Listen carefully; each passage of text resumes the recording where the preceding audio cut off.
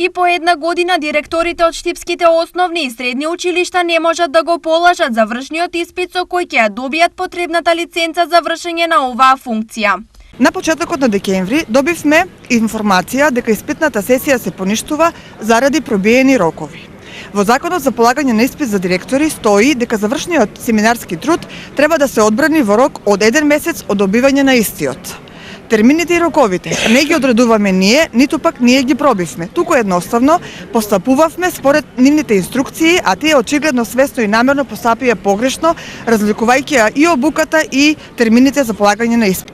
Ова сите колеги кои што посетуваа обука за менеджерски испит го плаќаат од својот джеп, од своите плати и чини доста пари и се уште не можат да ги острат своите законски и уставни загарантирани права.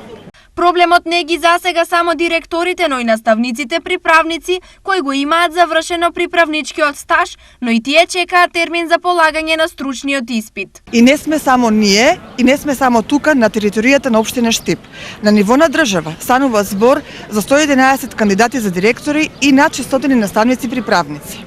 Вакво нешто се случува за прв пат. Досега, без оглед на политичката структура, без разлика која имал локалната или централната власт, никому не му било скратено правото за професионален и личен развој, стекнување на сертификат за директор или полагање на стручен испит. Затоа со овој начин на изразување на незадоволство упатија апел до Државниот испитен центар, проблемот да го реши во што е можно пократок временски рок. Од друга страна, при посетата на Штип на крајот од јануари, министерот за образование Јетон Шакири најави решавање на проблемот во февруари.